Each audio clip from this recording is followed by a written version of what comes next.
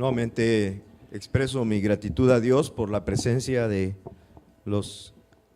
él y la invitados que están aquí entre nosotros, y gracias por su presencia. Y nuestro deseo y el deseo, yo creo, de toda la iglesia es tenerles todavía muchas veces más, ¿verdad que sí, iglesia?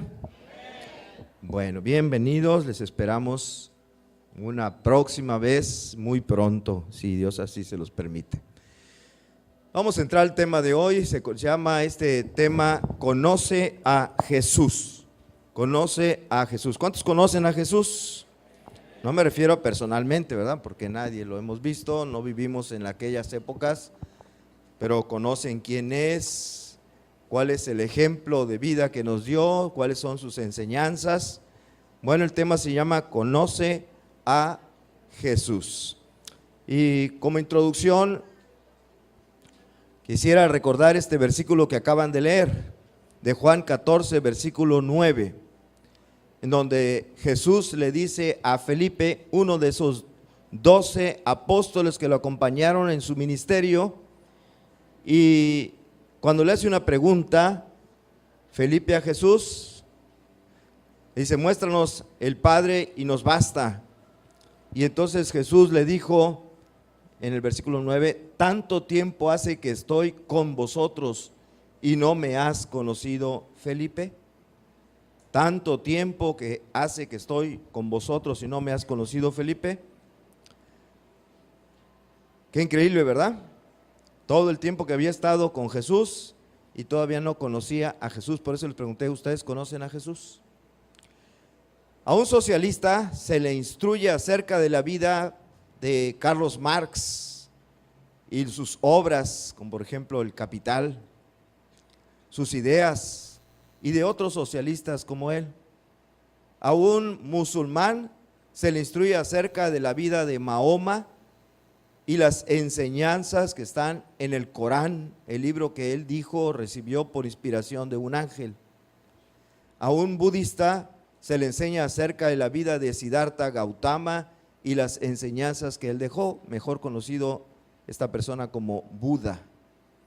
De la misma manera, un cristiano, o sea, nosotros, debe conocer acerca de la vida de Jesús, debe conocer su ejemplo que nos dio de vida y las enseñanzas que nos dejó.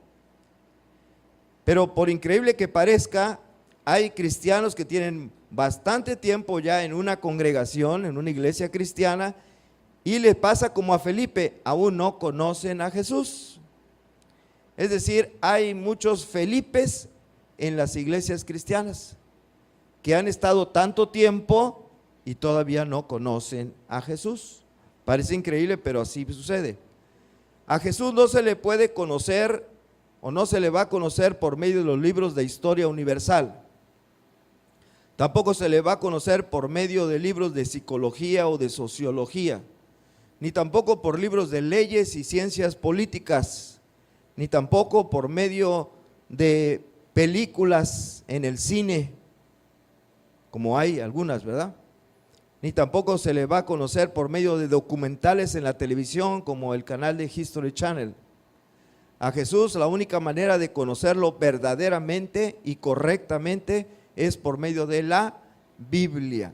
En la Biblia encontramos acerca de quién es Jesús, sus enseñanzas, su vida, su ejemplo.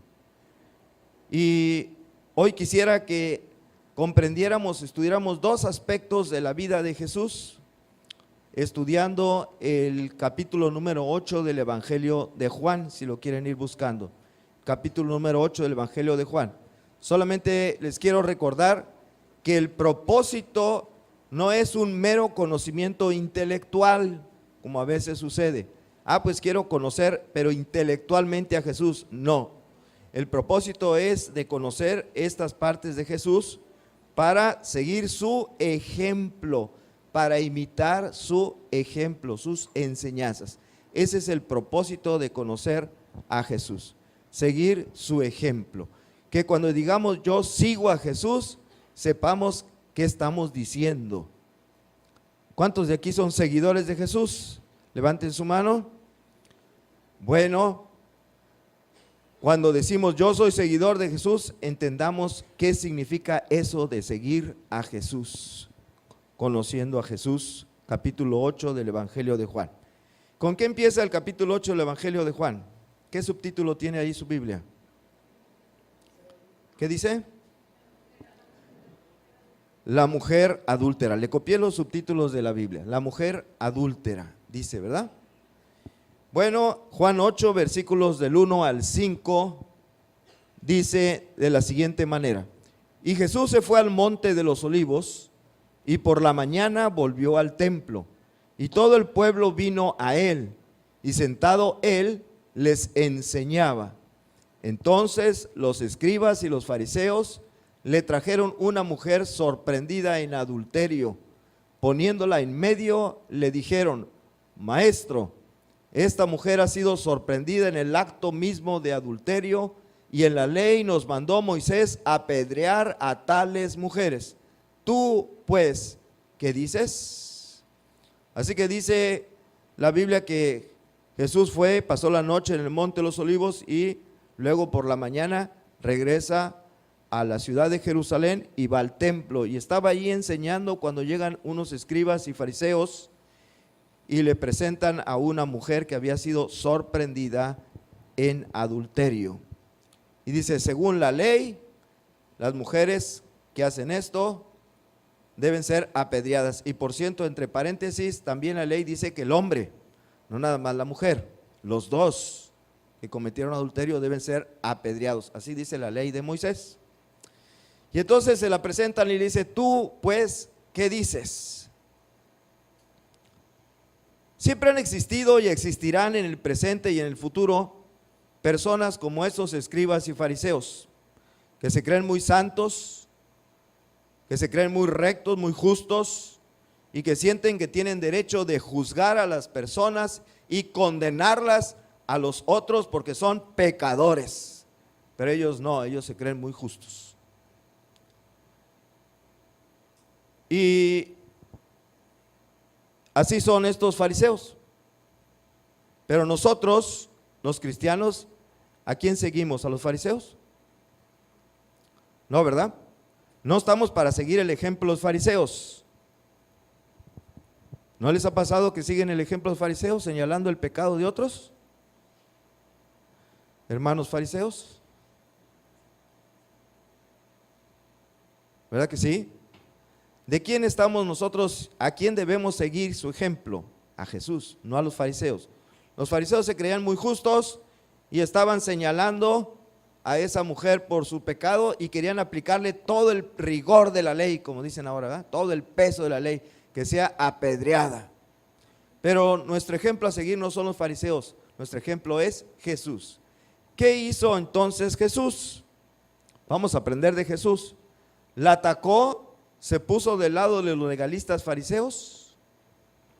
¿Qué hizo? Vamos a seguir leyendo qué hizo Jesús. Juan capítulo 8, versículos 6 al 9.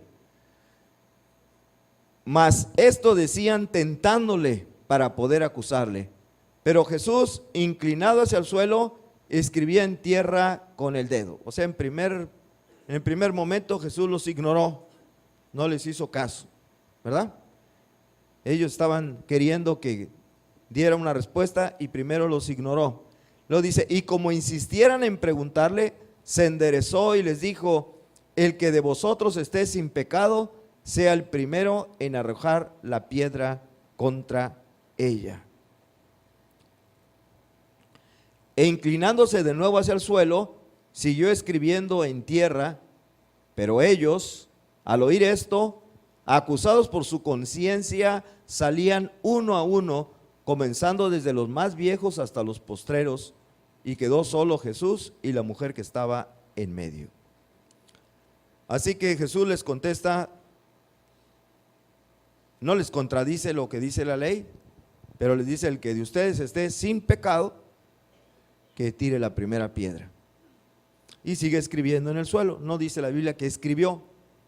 Podemos imaginar muchas cosas, pero el punto es que dice, ellos al oír esto, acusados por su conciencia, se fueron, comenzando desde los más viejos hasta los más postreros.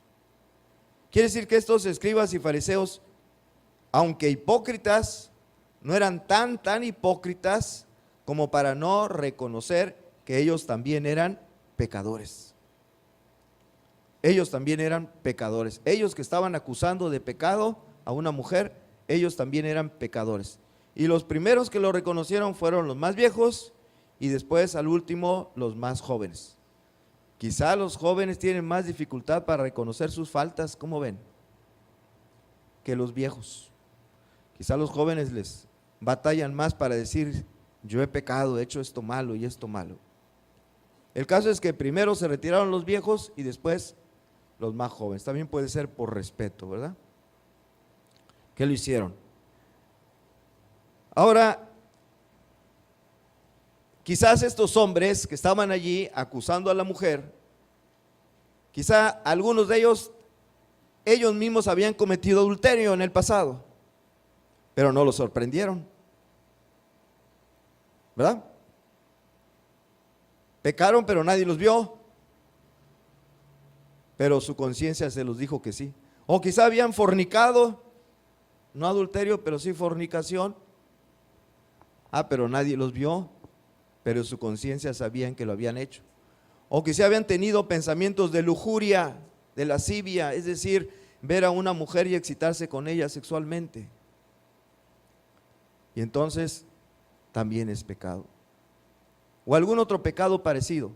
El caso es que acusados por su conciencia se fueron y nada más se quedó Jesús y la mujer solos ahí. Ahora, ¿Jesús había cometido pecado? ¿Jesús sí había cometido algunos pecados en su vida? No, ¿verdad? Dice la Biblia que Él fue sin pecado. Así que Él no tenía pecado y por lo tanto, siguiendo la regla que les dijo, el que esté de vosotros sin pecado, que les lance la primera piedra, Él podría haber agarrado la piedra y aventársela, porque Él estaba sin pecado. ¿Lo hizo? Vamos a seguir leyendo qué hizo Jesús. Él no tenía pecado, así que tenía todo el derecho de arrojarle piedras a esa mujer. Versículos 10 y 11 dice, enderezándose Jesús y no viendo a nadie, sino a la mujer, le dijo, mujer, ¿dónde están los que te acusaban? ¿Ninguno te condenó? Ella dijo, ninguno, Señor. Entonces Jesús le dijo, ni yo te condeno, vete y no peques más. ¿Se fijaron? Quiero que entiendan, así es Jesús. Así es Jesús. Nosotros no estamos para seguir el ejemplo de los fariseos, que serían muy justos y acusando a la mujer pecadora. Estamos para seguir el ejemplo ¿de quién? De Jesús. Y así es Jesús. ¿Qué hizo Jesús? ¿En una palabra o en dos? La perdonó. La perdonó. Así es Jesús, la perdonó. Solamente le dio una amonestación. ¿Cuál fue la amonestación? No peques más. O sea, no vuelvas a hacer lo mismo, ¿verdad? No peques más, pero la perdonó, la perdonó. Él tenía todo el derecho porque era justo, sin pecado, pero así es Jesús. Jesús es, ¿cómo entonces? Perdonador. ¿Qué aprendemos de cómo es Jesús? Perdonador. El tema es, conoce a Jesús. Quiero que conozcan a Jesús. Jesús es perdonador. Y si nosotros vamos a seguir el ejemplo de Jesús, ¿cómo debemos ser? Perdonadores también. ¿Cuántos son perdonadores y cuántos son rencorosos aquí? ¿Cuántos guardan rencor de algo que les hicieron ayer, antier, la semana pasada, el mes pasado, el año pasado? Bueno, ese no es el ejemplo de Jesús. Por eso les digo, conozcan a Jesús. Jesús es perdonador. Jesús perdonó a esta mujer que fue sorprendida en adulterio. La perdonó. Jesús también perdonó, ¿se acuerdan? Aquel paralítico que lo descendieron desde el techo a través de un agujero por el techo, cuando él estaba enseñando en una casa. ¿Qué fue lo primero que le dijo? Tus pecados te son perdonados. Perdonó a ese paralítico sus pecados. Jesús perdonó a aquella mujer pecadora, así dice la Biblia, que entró a la casa de Simón el fariseo y con sus lágrimas le lavó sus pies y con sus cabellos se los secó, ¿se acuerdan? Y a esa mujer también le dijo, tus pecados son perdonados. Le perdonó sus pecados a esa mujer. Jesús perdonó a aquel hombre criminal que estaba al lado de él en la cruz, ¿se acuerdan? Que le dijo, acuérdate de mí cuando vengas en tu reino. Y que le dijo, lo siento, pero tú eres muy pecador, te vas al infierno. No, le dijo, hoy estarás conmigo en el paraíso. Jesús perdonó a ese criminal, ese malvado que estaba en la cruz. Jesús perdonó a esa gente que estaba, mientras él agonizaba en la cruz, esa gente que se estaba burlando de él, que lo estaban escarneciendo, gritando y alegrándose de que estaba sufriendo. Y sin embargo él clamó a Dios y les dijo, ¿qué cosa? Padre, perdónalos porque no saben lo que hacen.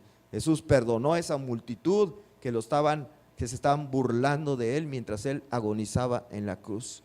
Jesús perdonó a sus 12 apóstoles que cuando fueron a arrestarlo ahí en el huerto de Getsemaní, ¿qué hicieron?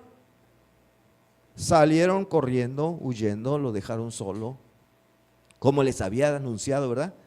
Hoy se van a escandalizar de mí, dijo esta noche, y se escandalizaron. Jesús perdonó a Pedro, que lo negó, ¿cuántas veces? 3, no una ni 2, 3 veces Pedro negó al Señor Jesús, y la última hasta con maldiciones. Y sin embargo, cuando resucita Jesús, va a ver a Pedro y le dice, apacienta mis ovejas. Lo restaura en su ministerio como apóstol. Jesús perdonó, Jesús es perdonador. Jesús es perdón. Conozcan a Jesús, conozcan a quien están siguiendo. Levantaron la mano, dice que son seguidores de Jesús. Ese quien están siguiendo es una persona que es perdonador. Perdonador, y por lo tanto, si lo están siguiendo, ¿cómo deben ser ustedes? Perdonadores. ¿Lo están siendo? ¿Sí o no? Jesús no vino al mundo para condenar a los pecadores. ¿A qué vino? Vino a salvarlos. Vino a salvarnos, porque me incluye ahí entre los pecadores. No vino a condenarnos, vino a salvarnos. Juan 3:17 dice, porque no envió Dios a su Hijo al mundo para condenar al mundo, sino para que el mundo sea salvo por él. A ese es al Jesús. Conozcan a Jesús. No les pase como a Felipe, tantos años estar en la iglesia, asistiendo a los cultos, y no conocemos a Jesús. Y cuando nos hacen algo, va a ver, me voy a vengar, me voy a desquitar, ya no lo soporto, etcétera, etcétera. ¡Ey! ¿Conoces a Jesús? Jesús es perdonador. Si te llamas cristiano, debes ser perdonador.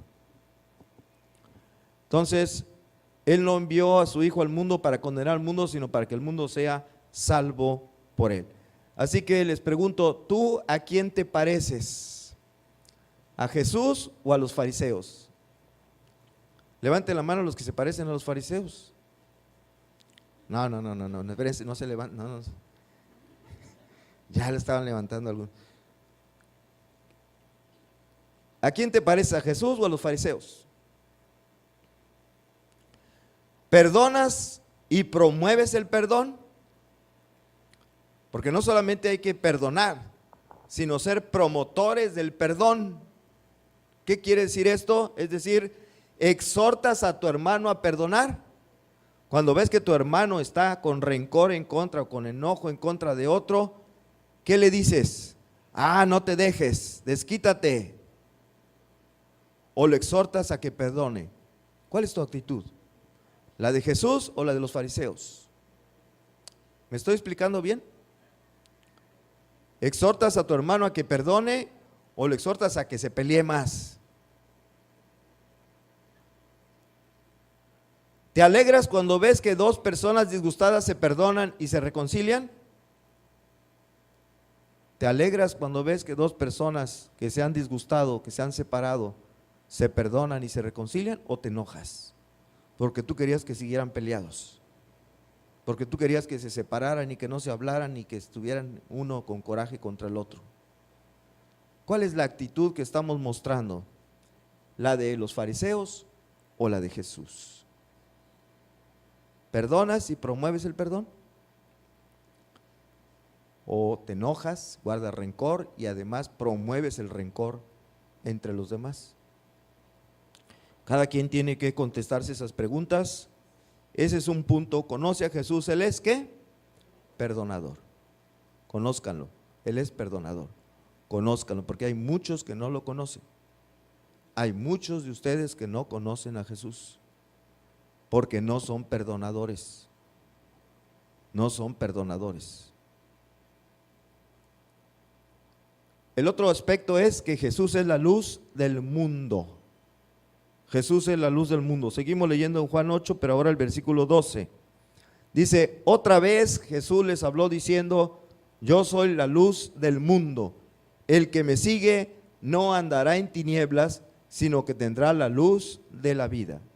Jesús dice, yo soy la luz del mundo. Yo soy la luz del mundo. El que me sigue no andará en tinieblas, sino que tendrá la luz de la vida. Él dijo eso. Él expresó eso acerca de sí mismo. Yo soy la luz del mundo.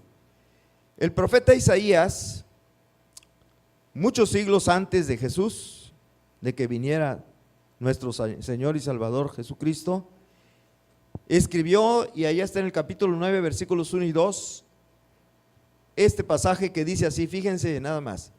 Mas no habrá siempre oscuridad para la que está ahora en angustia, tal como la aflicción que le vino en el tiempo que livianamente tocaron la primera vez a la tierra de Zabulón y a la tierra del Neftalí. Pues al fin llenará de gloria el camino del mar, de aquel lado del Jordán, en Galilea de los gentiles. Les hago una pregunta. ¿Dónde estuvo la mayor parte de su ministerio Jesús? ¿Dónde estuvo? ¿En qué región? ¿En Galilea? ¿Sí o no? O sea, el norte, parte norte, y unas poquitas veces bajaba a Jerusalén y luego regresaba y se quedaba ahí en Galilea. ¿Dónde creció? En Galilea, en Nazaret, ¿se acuerdan? Nació en Belén, pero después creció en Nazaret, que está en Galilea, y anduvo en Nazaret, y anduvo en otros lugares de Galilea. Dice, pues al fin llenará de gloria el camino del mar de aquel lado del Jordán, en Galilea de los gentiles. El pueblo que andaba en tinieblas vio gran luz. Los que moraban en tierra de sombra de muerte, luz resplandeció sobre ellos. Eso profetizó Isaías. ¿Cuándo se cumplió esta profecía? Se cumplió con Jesús, con la venida de Jesús. Jesús era el cumplimiento de esta profecía.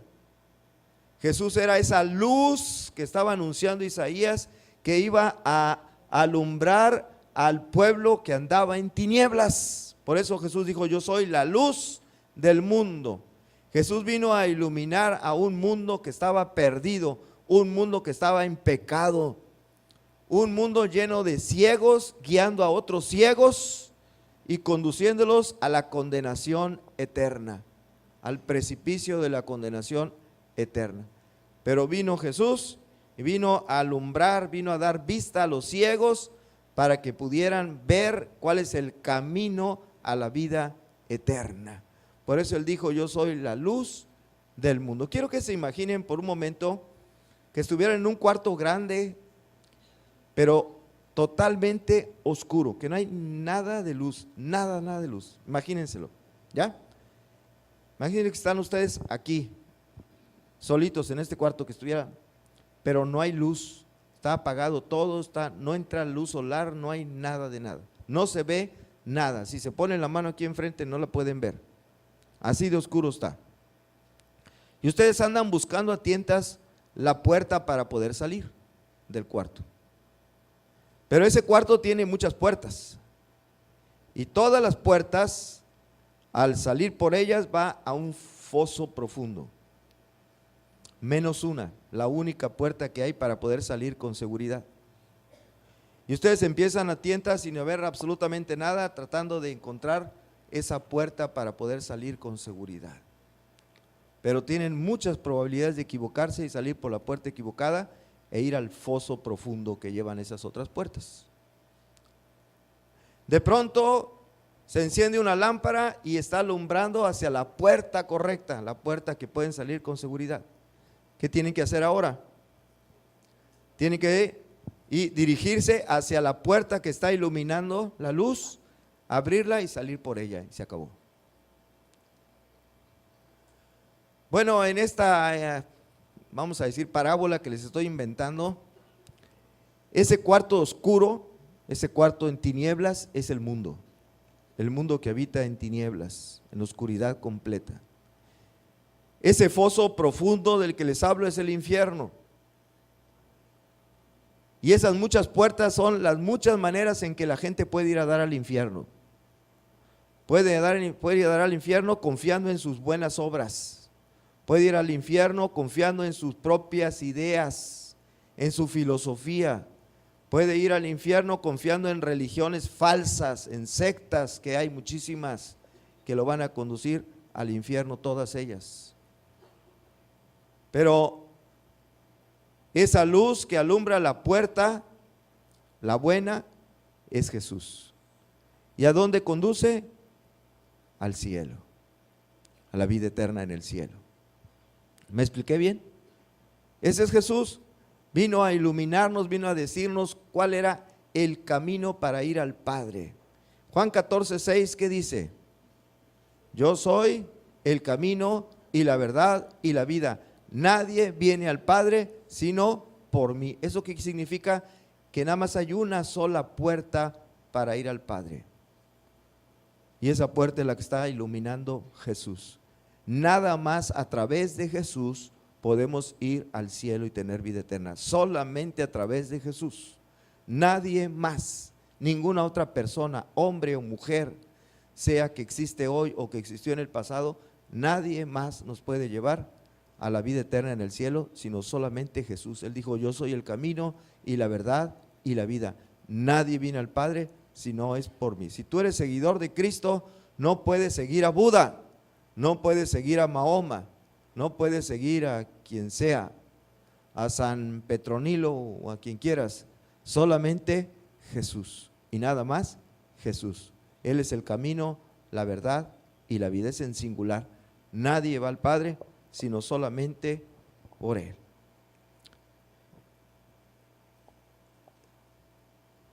Pero sin embargo, el hombre tiene un problema con la luz. El hombre tiene problemas con la luz. Desde el punto de vista de la física, la ciencia tiene problemas con la luz. Los científicos están confundidos acerca de qué es la luz. No saben. Nada más conocemos la luz, pero no saben qué es la luz. Se preguntan, ¿es una radiación electromagnética que se propaga en forma de una onda? ¿O es una forma de energía que se propaga en forma de partículas a las que, por cierto, se le llama fotones? Son dos conceptos que se contradicen: la luz como una onda o la luz como partículas llamadas fotones. Y no sabe la ciencia porque a veces la luz se comporta como partículas o a veces la ciencia se comporta como una onda. La luz, perdón, se comporta como una onda. Por ejemplo, cuando ustedes hacen incidir un haz de luz sobre un material semiconductor, un anión PN, las partículas, la luz se comporta como partículas, como esos fotones que golpean a los átomos de silicio y sacan electrones de su órbita y se genera electricidad. Es el principio de las celdas, de las fotoceldas. Ahí la luz se está comportando como partículas llamadas, o se le llama fotones. Pero cuando hacen incidir la luz por un vidrio polarizado, ahí la luz se comporta como una onda que está viajando en todos los planos, y solamente la luz que coincide, la onda que coincide con el plano del polarizador, solamente esa puede pasar y los demás no. Entonces decimos luz polarizada, los que han usado lentes polarizados. Bueno, ahí se porta como una onda, no como partículas. Por eso la ciencia está confundida, no sabe qué es la luz, tiene problemas con la luz. y nosotros tenemos problemas con pagar la luz. Pero bueno, tenemos problemas. Pero desde el punto de vista espiritual, también el hombre tiene problemas. No puede identificar cuál es la verdadera luz. ¿Quién es la luz? Dijimos, espiritualmente hablando, Jesús. Jesús dijo, yo soy la luz del mundo. Y cuando él dice eso, inmediatamente los fariseos le contestan el versículo 13. Entonces los fariseos le dijeron, tú das testimonio acerca de ti mismo, tu testimonio no es verdadero. En otras palabras están diciendo, tú estás diciendo que eres la luz, eres un mentiroso. Están diciendo mentiroso. No están reconociendo que Jesús es la luz del mundo. Tu testimonio no es verdadero porque tú te estás dando testimonio acerca de sí mismo. Y estos hombres, estos fariseos, representan a la mayor parte de la población de la humanidad, a la mayor parte que niegan la verdad acerca del testimonio de Jesús, que Él es la luz del mundo. Lo niegan, no creen, le dicen a Jesús, no es cierto, tú no eres verdadero en lo que dijiste. La mayor parte de la humanidad piensa eso. A veces aunque no lo digan. Pero, ¿por qué? ¿Por qué la gente del pasado, los fariseos, y por qué gente del presente niegan la verdad acerca del testimonio de Jesús? No creen, no quieren creer. Hay un escritor, quizá algunos lo conocen, George McDowell, que escribió un libro que se llama Evidencia que exige un veredicto. Ahí en ese libro dice, la mayoría de las personas con las que yo he platicado y que no creen, confiesan sinceramente que no es que no puedan creer, sino que no quieren creer. ¿Y por qué no quieren creer? Porque si creen, entonces se van a ver comprometidos para vivir según las normas que Dios establece. Y no quieren hacer eso, quieren seguir viviendo según sus propias normas de conducta y no las normas que pone Dios. Por eso mejor dicen, no creo en Él, no existe, punto. Porque así se zafan de ese compromiso. Si dicen sí creo, entonces tienen que aceptar sus normas de conducta y vivir conforme a ellas, pero no lo quieren hacer. Y entonces dicen no creo.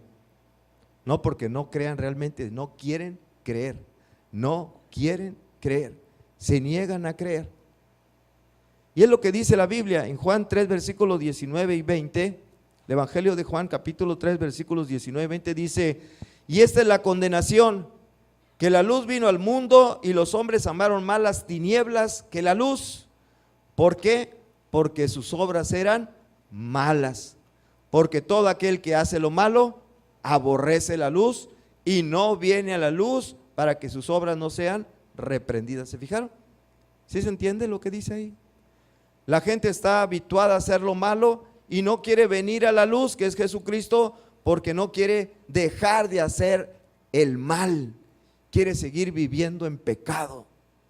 Quiere seguir haciendo las cosas que son incorrectas, indecentes, inmorales, que están en contra de las normas establecidas por Dios. Y entonces aborrece la luz, no viene a la luz para que sus obras no sean descubiertas. Es lo que dice George McDowell. La mayoría de la gente no es que no pueda creer, es que no quieren creer porque no se quieren ajustar a las normas de Dios. Si creen, van a tener que hacerlo. Y fíjense cómo son las normas de Dios, cómo son las normas de creer en Jesús.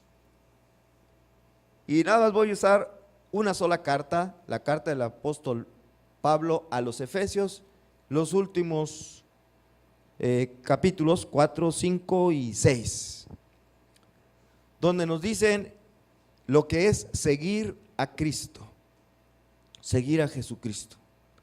Se lo voy a resumir aquí. Seguir a Cristo es, conózcanlo por favor, conózcanlo. Si ustedes dijeron, les pregunté si eran seguidores de Cristo, ¿verdad que levantaron la mano? Bueno, fíjese lo que es seguir a Cristo. A ver si es cierto que son seguidores de Cristo. ¿Ok? Primero dijimos que Él es ¿qué? Perdonador. Bueno, ahora dijimos que Él es la luz del mundo. Él nos ilumina, nos enseña, nos ilustra. Y miren lo que nos dice, seguir a Cristo es Desechar la mentira y hablar con la verdad. Efesios 4:25, ¿cómo andan en eso? ¿Cómo andamos? Desechar la mentira y hablar la verdad. Eso es seguir a Cristo. Es perdonar el mismo día las ofensas. Efesios 4:26, ¿cómo andan en eso? Perdonar el mismo día, no al otro día ni la otra semana. El mismo día, lo que les hicieron, ese mismo día perdonar. ¿Cuánto tiempo se tardó Jesús en perdonar a los que se estaban burlando de él mientras estaba crucificado? ¿Se esperó hasta el tercer día que resucitara para perdonarlos? Los perdonó en ese mismo momento, ¿verdad? ¿Y qué dice Efesios 4:26? Que debemos perdonar antes de que se oculte el sol. No robar, sino trabajar honradamente. Efesios 4:28. No a la corrupción, no al estar agarrando lo que no es de uno en el trabajo, en el puesto en que estamos. No robar, sino trabajar honradamente. ¿Cómo andamos en esto? ¿Estamos siguiendo a Cristo? No emplear lenguaje obsceno, sino uno que dé gracia a los oyentes. Efesios 4:29. ¿Cómo está de moda hoy día en la televisión abierta, en los canales de televisión abierta, los mismos locutores que antes los sancionaban si decían una mala palabra, hoy la sueltan como si nada? Hoy en televisión y en radio dicen sus palabras groseras como si nada. Bueno, la Biblia dice, un seguidor de Cristo no hace eso, sino que habla de manera que da gracia a sus oyentes. Efesios 4:29. Seguir a Cristo es quitarse toda amargura, enojo, ira, gritería y maledicencia. Efesios 4:31, ¿cómo andamos en eso? ¿Quién está enojado hoy? ¿Quién vino enojado? ¿Quién se puso a gritar allá en la casa antes de venir para acá o ayer? ¿Gritones, hermanos? Bueno, si alguno trabaja en la Lotería Nacional está bien que grite, ¿verdad? Pero si no, enojo, ira, gritería, maledicencia. Ay, ¿todavía habrá alguno por aquí que se le salen maldiciones a la hora de hablar? Seguir a Cristo es dejar de decir maldiciones, punto, aunque sea de Alvarado, Veracruz. Hágase tan pequeño, o maderense, ¿verdad? O de qué, o de Pueblo Viejo. Ahí no se dicen malas palabras. Bueno, es ser benigno, misericordioso, y vuelve a repetir, perdonador, como que batallamos con este punto del perdón, porque lo vuelve a repetir. Efesios 4:32, benigno, misericordioso y perdonador. Eso es seguir a Cristo. ¿Ves a tu hermano sufriendo, que tiene necesidad? Y como dice por ahí en otra parte en Santiago, y le dicen, id en paz, calentados y saciados. Hermano, yo voy a orar por ti, hermano. Pero tienen con qué ayudarle y no se hace, ¿verdad? Misericordioso, perdonador. Seguir a Cristo es amar al prójimo, incluyendo al enemigo. Eso está en Efesios 5:24 y también viene en Mateo 5:44. Amar al prójimo, incluyendo al enemigo. ¿Cómo andamos en eso? Amar a los enemigos. Pero es que me la hizo y va a ver que, dice la Biblia, ¿eres seguidor de Cristo? Ama a tus enemigos. Ama a tu prójimo, aún a tus enemigos. ¿Cuántos me faltan? Bueno, apartarse de fornicación, inmundicia, avaricia, palabras deshonestas, truhanería. ¿Saben lo que son truhanerías? ¿Alguien no sabe lo que son truhanerías? Yo creo que varios no saben lo que son truhanerías. Son palabras de esas que se dicen de doble sentido, ¿verdad? Tienen doble sentido por ahí, se usa mucho en los chistes. Bueno, truanerías e idolatría. ¿Cómo andamos en esto? Fornicación, inmundicia, avaricia, palabras deshonestas, truanerías e idolatría. Seguir a Cristo es apartarse de todo eso. Efesios 5, 3 al 5. Seguir a Cristo es no tomar bebidas embriagantes. Efesios 5, 18. Dice, no os embriaguéis con vino. ¿Cómo andamos en eso?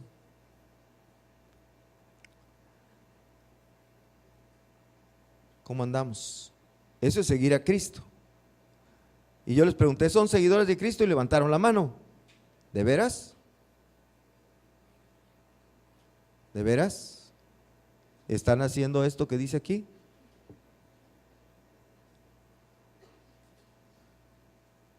Bueno, espero que se aplique aquello que dijo Pablo, y esto erais algunos, erais. Tiempo pasó, el verbo ya pasó, ya no son así. Seguir a Cristo para una mujer que sea casada, ¿qué significa? Que se va a sujetar a su marido. ¿Cómo andan en eso, mujeres casadas? No, es que ahora dicen que la equidad de género y que la no sé qué, igualdad de derechos y no sé qué. Bueno, eso dice el mundo. La Biblia no dice así. La Biblia dice en Efesios 5:22, las casadas estén sujetas a sus maridos como al Señor, porque el marido es cabeza de la mujer, como Cristo es cabeza de la iglesia. Lea su Biblia, léanla, porque seguir a Cristo es hacer esto. Seguir a Cristo para el marido, ama a su mujer como Cristo a la iglesia y murió por ella. Efesios 5:25. ¿Cuántos estarían dispuestos a, si fuera necesario, sacrificarse y morir por su esposa? Si llegara a ser necesario.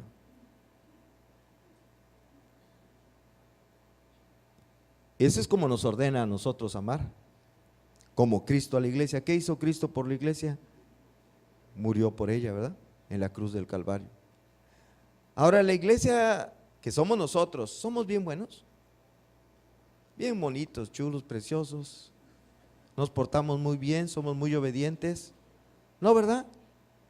Murió por la iglesia a pesar de ser así como somos. Siendo aún pecadores, Cristo murió por nosotros.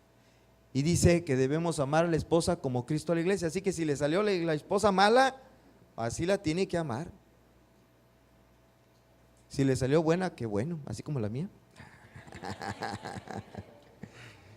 Pero si le salió mala, pues ya, de todas maneras hay que amarla, como Cristo amó a la iglesia. Eso es seguir a Cristo. Eso es seguir a Cristo. Seguir a Cristo para los hijos. Los hijos obedecen y honran a sus padres, a su padre y a su madre. Efesios 6, versículos 1 y 2. Hijas también, porque luego dice, no, dice hijos. También las hijas, Daniela. Honrar a su padre y a su madre, como les haya tocado el papá o la mamá, que les tocó el que sea, porque luego a veces dicen, no, es que yo tuve un padre que ni se ocupó de mí, que quién sabe qué. La Biblia no dice, hónralo si te tocó bueno. Así como también dice, ama a tu esposa si te tocó buena. Simplemente dice, ámala como Cristo amó a la iglesia. Ama a tu padre, obedécelo, hónralo, respétalo a tu papá, a tu mamá, como te haya tocado. Si te tocaron buenos padres, se te va a hacer fácil amarlos, aunque a veces ni así, a veces aún los buenos padres tienen malos hijos, que no honran a sus padres.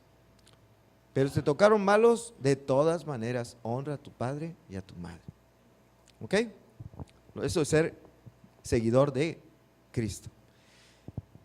Luchar no con armas carnales, sino con la armadura de Dios, que está en Efesios 6, versículos 11 al 18. No lo vamos a ver, nada más ahí les pongo la cita. Cuando tengamos que luchar en nuestros problemas, en nuestras luchas diarias, ¿con qué debemos luchar? No con las armas del mundo, no con las armas carnales, sino con las armas espirituales que están allí en la armadura de Dios en Efesios capítulo 6, 11 al 18. Eso es seguir a Cristo. Hasta ahí le dejo. Estas son las condiciones que tiene que cumplir aquel que acepta el testimonio de Cristo, que Él es la luz del mundo y va a ser un seguidor de Cristo. Teniendo estas condiciones, yo pregunto, ¿quién va a querer seguir a Cristo? ¿Saben qué? Nadie. Nadie. No, tengo que perdonar al que me ofendió. No, yo no quiero perdonarlo, yo lo quiero odiar, aborrecer. Ah, me tengo que sujetar a mi marido. No, no, no, no, no, no. Yo quiero mandar. Ah, la tengo que amar a esa mujer, pero mira nomás lo que está haciendo y la tengo que amar. Y no, no. Ah, tengo que honrar a mi papá. No, hombre, si mi papá ha sido ni nos ha visto, ni quién sabe qué, ni el otro, ni yo. ¿Quién va a querer seguir a Cristo? Estas son las condiciones. ¿Quién quiere seguirlo? Prácticamente nadie. ¿Y ustedes qué dicen? ¿Sí lo quieren seguir? ¿Todavía después de lo que les acabo de decir quieren seguir a Cristo? ¿Quieren esforzarse por seguir a Cristo? A ver, levanten la mano así tantito. Ah, ¿es así de veras? Oh, híjole. No, esta iglesia va a ser una tremenda iglesia. Qué barbaridad. Nadie se va a enojar con nadie, todos se van a perdonar, todos se van a amar, se van a querer mucho, van a dejar todas las cosas malas. Qué barbaridad. Muy bien, perfecto. Pero Jesús todavía agregó algo más en su conversación con los fariseos. Vamos a leer del 14 al 18 de Juan 8. Regresando a Juan capítulo 8 dice, versículo 14, respondió Jesús y les dijo, aunque yo doy testimonio acerca de mí mismo, ¿se acuerdan que dijeron tu testimonio no es verdadero porque tú hablas de ti mismo? Dice, aunque yo doy testimonio acerca de mí mismo, mi testimonio es verdadero porque sé de dónde he venido y a dónde voy. Él sabía perfectamente de dónde había venido y a dónde va. Cosa que muchos seres humanos no saben, ¿verdad? Dicen que son de las preguntas de la filosofía y que no sabe qué. Bueno, vosotros juzgáis según la carne, yo no juzgo a nadie, y si yo juzgo, mi juicio es verdadero, porque no soy yo solo, sino yo y el que me envió, el Padre. Y en vuestra ley está escrito que el testimonio de dos hombres es verdadero. Y yo soy el que doy testimonio de mí mismo, y el Padre que me envió da testimonio. ¿Qué decía la ley de Moisés? Para poder discernir si algo era verdadero o era falso, decía, en boca de 2 o 3 testigos conste toda palabra. Así que Jesús dice, no, yo estoy diciendo la verdad, porque no nada más es el testimonio mío, sino es el mío y el del Padre, ya somos 2, y la ley dice que con 2 es suficiente. Vuestra ley dice, por cierto les dice, vuestra ley. ¿Dónde está? En vuestra ley. No dice nuestra ley, aunque él era judío, pero él estaba por encima de la ley. Él es el legislador, es el dador de la ley. Bueno, está escrito dos hombres. Mi testimonio es verdadero porque somos 2, yo y el Padre. Él da testimonio de mí. Y yo pregunto, ¿de qué manera testificó el Padre en favor de su Hijo? ¿De qué manera testificó el Padre en favor de su Hijo? Lo hizo de diferentes maneras a través de otras personas y a través de otras cosas y personas. Vamos a ver, número 1, por medio de Juan el Bautista. En Juan 1:29 dice, el siguiente día vio Juan a Jesús que venía a él y dijo, he aquí el Cordero de Dios que quita el pecado del mundo. ¿Por qué dijo eso?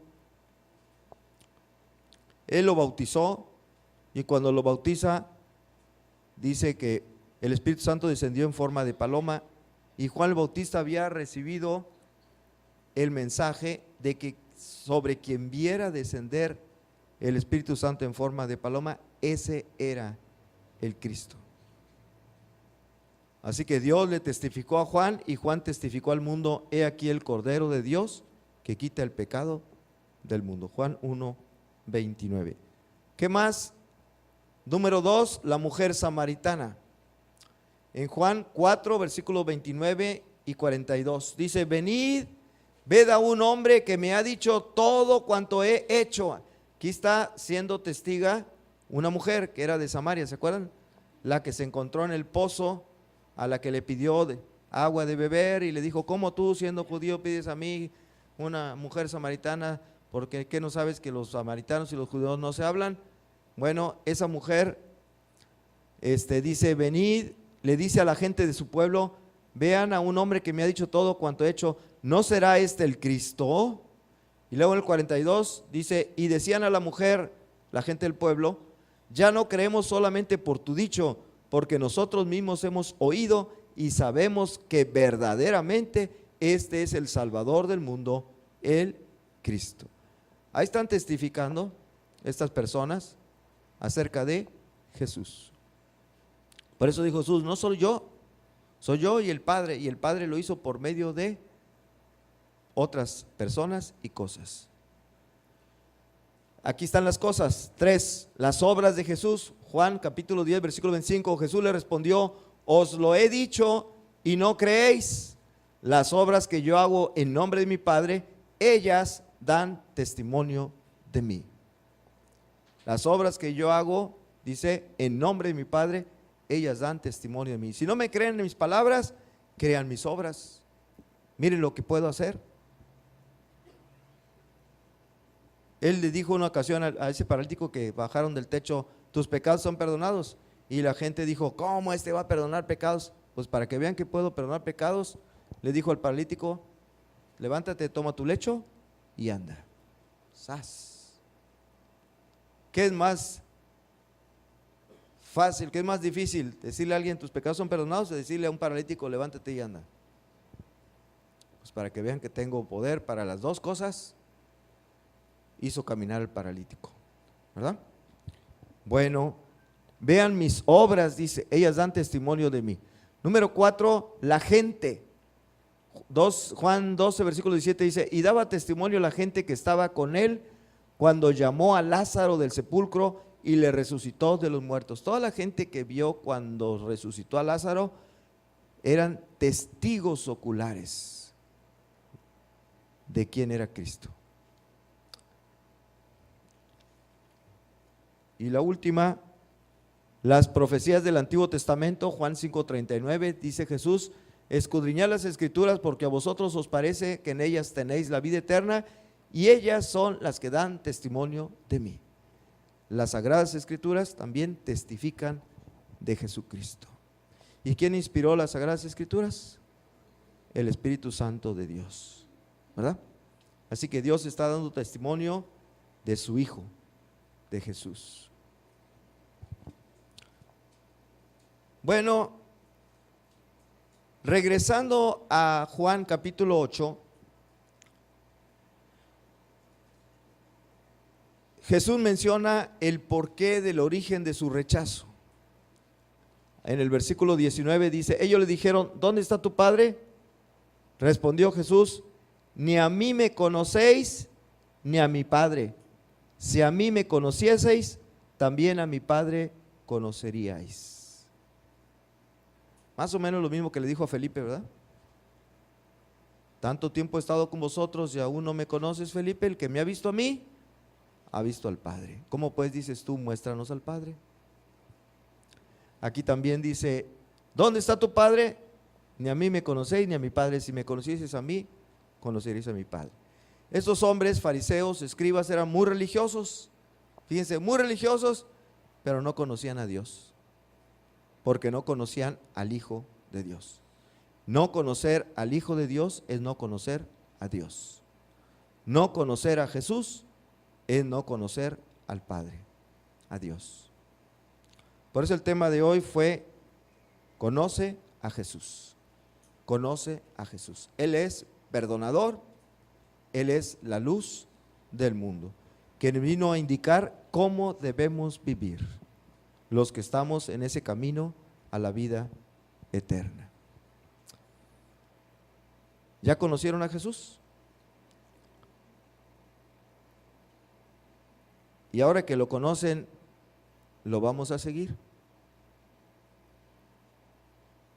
¿O seguimos mejor a los fariseos? Está más fácil, ¿no? Está más fácil. Bueno, vamos a la conclusión. Es muy importante conocer a Jesús, el Hijo de Dios, porque conocer al Hijo es conocer al Padre. De esto depende la vida eterna. Dice Juan 17:3, y esta es la vida eterna, que te conozcan a ti, el único Dios verdadero, y a Jesucristo a quien has enviado. Esta es la vida eterna, que te conozcan a ti, el único Dios verdadero, y a Jesucristo a quien has enviado. Así que cristiano, conoce a Jesús. Él es, ¿ciso A? Repítanlo, ¿qué es? No quieren decirlo fuerte, ¿verdad? Él es. Eso. A ver, otra vez, Él es. Muy bien. Él es luz del mundo. Muy bien. El propósito de conocerlo es para ser como Él. El propósito de conocerlo es para ser como Él. Y es un mandamiento bíblico. Efesios 4:32, ¿qué nos ordena? Perdonándoos los unos a los otros. ¿Por qué? Porque Jesús es perdonador. Hay que imitarlo a Él. Y Efesios 5:8 dice, porque en otro tiempo erais tinieblas, mas ahora sois luz en el Señor. Andad como hijos de luz. ¿Por qué? Porque Él es la luz del mundo. Lo debemos imitar andando como hijos de luz. ¿Y cómo es eso? Ya lo vimos, ¿verdad? Todas las citas de Efesios, así es andar en la luz. Andar en la luz. ¿Está bien claro? Bueno, termino con esta pregunta. ¿Habrá alguien que quiera ser como Cristo? ¿Habrá alguien que quiera ser como Cristo? Vamos a orar. Señor, gracias te damos por tu palabra. Es una palabra que está pensada en la iglesia, pero también se aplica a los que todavía no forman parte de tu iglesia, los que todavía no han decidido creer en el testimonio de Cristo, que Él es la luz del mundo, que Él es el Hijo de Dios enviado por el Padre para ofrecerse en sacrificio para el perdón de nuestros pecados. Y el que lo crea, el que crea en Él, dice tu palabra claramente, tiene la vida eterna allá en el cielo. Por eso esta palabra es para todos, para los que ya hemos creído, para vivir como Él vivió, para ser como Él es, para imitar su ejemplo, para seguir sus enseñanzas. Y el que todavía no es, para que ponga su fe en Él, crea en Él y se convierta en un seguidor de Cristo. En su nombre, Señor, yo te pido que tu Espíritu Santo obre en cada corazón aquí presente para que todos los ya creyentes tomemos la decisión de apartarnos de esas cosas que no son de tu agrado y de hacer lo que tú nos has mandado hacer, de vivir e imitar el ejemplo de Cristo. Y para los que todavía no han confesado su fe en Él, que tu Espíritu Santo les hable, les ayude, les desarrolle esa fe para ser salvos. Te lo imploro en su nombre. Y así orando, yo pregunto si alguien no lo ha hecho antes, especialmente las y los invitados. ¿No quisieras hoy decir, yo sí creo el testimonio de Cristo, yo sí creo en Él, yo quiero ser un seguidor de Cristo, yo pongo mi fe en Él como mi Señor y Salvador, que dio su vida en sacrificio por mis pecados? ¿No lo quieres hacer? Si lo quisieras hacer, levanta tu mano ahí donde estás y di, yo sí lo creo. Yo sí lo creo. Dios les bendiga a los que han levantado su mano. ¿Alguien más? Alguien más dice, yo creo. Dios le bendiga también ahí atrás. Alguien más que diga, yo creo el testimonio de Cristo. Yo confieso hoy que Jesús es mi Señor y Salvador. Que Dios les bendiga ahí atrás también. Damos muchas gracias a Dios por sus decisiones, que esperamos que sean